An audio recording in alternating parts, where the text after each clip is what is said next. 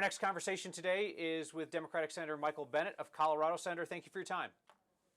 Thanks so much for having me, Kyle. It's good to You're see just on the you. Senate floor talking about Ukraine, and today Ukraine suggested that they are willing to abide by the terms of a U.S. brokered ceasefire. I understand that stopping military aid to Ukraine and cozying up to Russia wouldn't have been your way to get it done, but is this not a step toward ending the war? I think the question is not whether this is a step toward ending the war, but how to end the war in a way that is an honorable and durable peace. I think there's no way that we will be able to do that without a security guarantee from Europe and a security guarantee from the United States that makes Putin understand the consequences if he invades Ukraine again. Given the state of U.S. Europe relations under President Trump, is a security guarantee from the U.S. or the U.S.'s word worth anything these days? Well, I think that the American people's word still matters to our allies in Europe. I was just in Munich in the last couple of weeks and met with ally after ally after ally that was wanted us to understand how important the Americans' role was in securing an ultimate peace in Ukraine. As you know, the Europeans have actually provided more assistance overall than the United States has. We provide about $125 billion, which has been incredibly important to Ukraine. The American people have been incredibly generous to provide that aid. Our European allies have stepped up as well. And of course, the Ukrainians themselves have supplied not just money, but more than 400,000 casualties and in terms of people wounded on the battlefield, and 40 to 80,000 people that have paid the ultimate sacrifice, not just for Ukraine, but for the sake of freedom and for the Western world, and I would say to support the national security of the United States. So I do feel strongly that we're all in this together, and I believe that our allies in Europe still are counting on the American people to provide the leadership that is needed. Closer to home, Senator, I don't know what your experience has been like getting information from the Trump administration, but it's been difficult for us in the Colorado media to even figure out how many federal employees in Colorado have been laid off or fired by Elon Musk and by the Trump administration. Do you know how many federal employees in Colorado have lost their jobs? I couldn't tell you. I know there are 40,000 employees in Colorado, and that there are thousands that have been threatened by across the board layoffs by Donald Trump. A handful of those have been restored. Scientists in Fort Collins, I think a person here or there in the public lands agencies, but it is incredibly difficult situation that we're under as a state because of his decision to, for example, lay off people in those in the Forest Service or at BLM for no good reason, especially at the moment that we have the highest risk of fire in our state. So we have been working to try to get those positions restored. The Secretary of Agriculture in this administration keeps saying that they haven't let any firefighters go. The reality is, my understanding is that 60% of the people they have let go are people with a so-called red card that allow them to fight fires on whom we rely. By the way, well, I'll stop there and see what your next question is. Well, I was just going to ask you one thing that I hear from folks in kind of the center right or right in Colorado is the Democrats are unsympathetic to people who lose their jobs in the private sector, right? Because there's so much being made about these federal employees who are losing their jobs. But Coloradans who work in the private sector get fired by people, sometimes billionaires, all the time without any public outcry. The only difference is now that people getting fired by a billionaire work for the government. Well, I think that when anybody gets fired, they should be fired for a reason, and they haven't given any reason. And anybody who has spent any time with mayors and county commissioners, small business owners, people that come to the western slope of Colorado, or are concerned about the condition of our watersheds throughout the entire state of Colorado, I've never met a person who believes that the Forest Service is adequately staffed. I mean, there is such massive challenges just because of the affordability of housing in the state of Colorado for people to even take those jobs to begin with. And now they've decided they want to make matters worse. I can't speak for the way Elon Musk runs his own companies. I can't speak to that. I can speak to whether I think it's good to have the richest man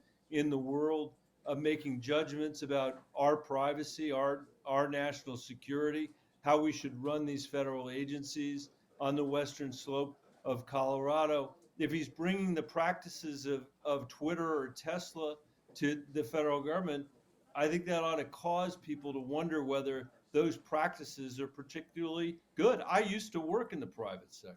And by the way, I've worked in the public sector, and I know there are failing businesses in the private sector, there are failing agencies in the public sector. That has nothing to do with the fact that Donald Trump has laid off a whole bunch of people at the Forest Service in Colorado at the last moment that we need that to be happening. Was USAID a failing agency? Certainly, you've been long supportive of America's foreign humanitarian work. I know your father ran that agency during the Carter administration. What kind of impacts do you think Americans will feel from the dismantling of USAID?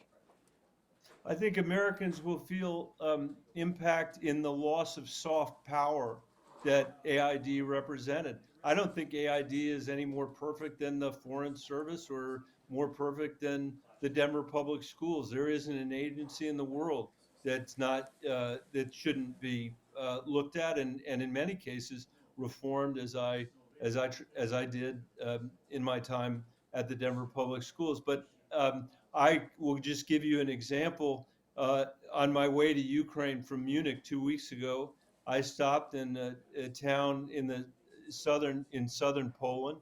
It's a town that had 200,000 people who live there who have taken in 100,000 Ukrainians. I mean, you can just imagine what it would be like if if Denver or Boulder or Grand Junction or Lyman, if our population doubled overnight for no reason other than a tyrant had decided to invade our neighbor. And USAID was funding very important refugee resettlement agencies. And in the day or two that preceding my visit, uh, they had been defunded with no evaluation of whether they had been doing a good job, with no suggestion that they weren't doing a good job. And I can tell you that the people that were sitting there, who were the people delivering these services and who were engaging young people from Ukraine, and young people, by young people, I mean high school students and middle school students, engaging them at a time of war, something that I am deeply concerned about because my mother was born in that neighborhood in 1938 and suffered as the children in that region. It's not the same war, but are suffering.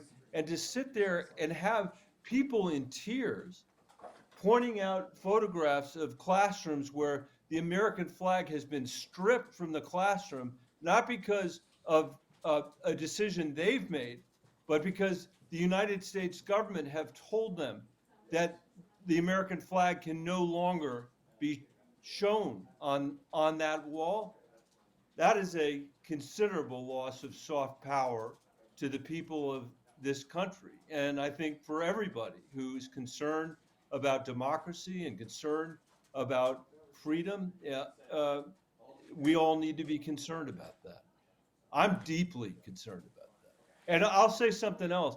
What you mentioned about the Trump administration's unwillingness to give you the facts on anything, this is an administration that has now decided which reporters are going to be able to come report this story at the White House. That's never happened before. This is an administration that is keeping the AP out of the White House because I guess they refuse to call the Gulf of Mexico the Gulf of America. This is an administration that has attacked the free press and is relying every day on essentially state media to get their message out. So I would just say I'm not saying that because you need a sympathy card from me. I'm saying that because in my mind, that's part of the soft power that we're talking about. In fact, it's an even more central part of our democracy. You list a litany of concerns that we obviously hear from Colorado Democrats as well. And one of the things that they ask me is why you and Senator Hickenlooper don't appear to be using all the tools at your disposal to slow down what the Trump administration is doing. For instance, you and Senator Hickenlooper have been willing to support more of the cabinet nominees that are coming from the administration than some of your other Democratic colleagues. It appears that you're picking your battles. Is that correct? And why is that your approach? I actually think that's fair, Kyle. I'll accept that characterization. Look, I don't think anybody who's spent any time around wildfires in Colorado knows there is no sense in fighting a fire from behind. You've got to figure out where the strategic fire break is. You've got to figure out, where the river or the road might be, or where the the the the land agencies like the Forest Service, where their amazing personnel have worked across over the winter to make sure that fire break is there. And I think that taking the position that you're just going to vote against every single nominee as a way of kind of futilely showing that you're opposing everything that the Trump administration does, I don't think is that strategic approach. I voted for the energy secretary who has a long history in Colorado. I voted for the veterans secretary because we have many veterans in Colorado that rely on the VA. I voted for the agriculture secretary because I'm the second ranking member on the agriculture committee on the Democratic side. And our farmers and ranchers are being battered enough by high inputs and by the threat of a trade war with our closest allies. So that is my answer. I know that there are people that believe that I should have voted against every single nominee. We just have a disagreement about what is the most effective strategy for taking on President Trump. Two more questions for you, Senator. The Trump administration is getting involved in the criminal prosecution and the appeal of Tina Peters, Colorado's best-known election denier, former Mesa County clerk. She's serving a 9-year sentence on state charges for tampering with her voting systems. Republicans in Colorado are calling on the Trump administration to withhold some funding from the state in order to force the hand of Governor Polis to issue her a pardon. What do you think the state's response should be to that? I think the state's response should be to refuse to do that, and I think that yeah, I have heard some people in Washington D.C. suggest that we could somehow get more federal funding or be less punished if that sentence were commuted, and I think that is a terrible way for a democracy to operate. And by the way, Kyle, let me just mention in that context, I was one of the very first people to criticize Joe Biden when he pardoned his son, when he pardoned members of his family. So for people out there that are saying, oh, this is a guy who's just complaining about Republicans, I hope you know that what I'm worried about in this country is the rule of law and our ability to pass something to our kids and our grandkids that looks like what we receive from our parents and grandparents. And there is no one that has ever, at least as far as I know, that's ever disregarded the rule of law or the tenets of our democracy or our free press that we take so dear more than Donald Trump has. And that sort of effort is one that distorts our system of justice and distorts the Americans and Coloradans' right to be able to expect fair dealing from their government. And lastly, Senator, it's been widely reported that you're considering a run for governor of Colorado next year. I am told that you are not allowed by ethics rules to answer questions about that while you are in your Senate office at the Capitol. So the next time we talk, could you slip out to a Starbucks or something so we could have a conversation about that? I will do it. I will do it, Kyle. And thanks a lot for abiding by that sensible rule. And I'll talk to you about it soon. Can I ask you that? I mean, because in all seriousness, you've got Elon Musk and Donald Trump who are basically taking a sledgehammer to portions of the U.S. government and being told at every turn by courts that they have violated the law. And and you're sitting there sweating some ethics rule about whether I can ask you about running for governor. Let me tell you something.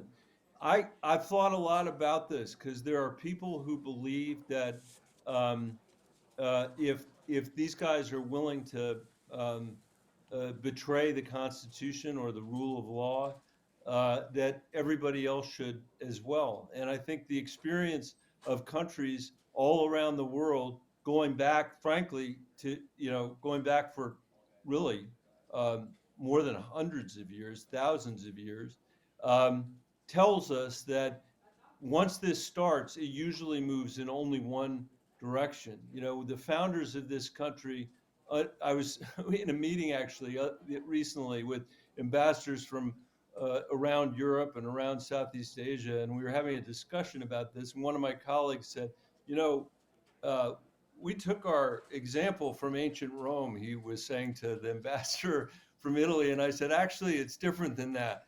We took our example from the fall of the Roman Republic. And the founders of this country understood incredibly well what the failings of mankind were, what the failings of humankind were. They were not. It wasn't that they were cynical, but they had a deep understanding of failures of human ethics and human imagination and human and were worried about corruption. And it was on that basis they were willing to try to create a set of checks and balances and a republic. That's what they called it, that could endure. But as they knew, the republic would only endure through the public sentiment of the people and through what they described as the virtue of the people and the virtue of their elected officials. And even though they were very cynical about human nature, they understood that important element. And so that's not a historical lecture, but that's the answer to your question, which is that if you keep going down that downward ratchet, where you find yourselves is living in a society where leadership tells you that your budget is going to depend on whether or not you shorten uh, the judicial sentence of somebody who's been convicted, or that whether you get funding for a certain military base will, like Space Command, is going to depend on whether the state actually voted for the president or not. That's not a world we want to live in. That's not a world I want to live in. And I think it's important for us to fight strategically, to make sure the American people know how high these stakes really are, which is one of the reasons we started this conversation with Ukraine, that I can't let that go, because I think that's so fundamentally a fight, not just about Ukraine, but about democracy and about what our leadership is going to be in the world. That's why I answered the USAID question the way you asked. I mean, that's what's at stake, and whether we're willing, whether we show up in a way that it preserves the checks and balances that our parents and grandparents, not just those people, not just those founders in the distant past, but people that have been in difficult times, have managed to hold on to and pass on to us. That's a question that's fundamental for our generation, not just for the Democratic Party. In fact, I would say unimportantly for the Democratic Party. This is a question for us as Americans and Coloradans, and as parents and grandparents. I appreciate you answering that question in all seriousness, because it was asked in all seriousness as well. We'll pick up the conversation from a Starbucks, another third-party location in the future. Senator Bennet, thank you for your time.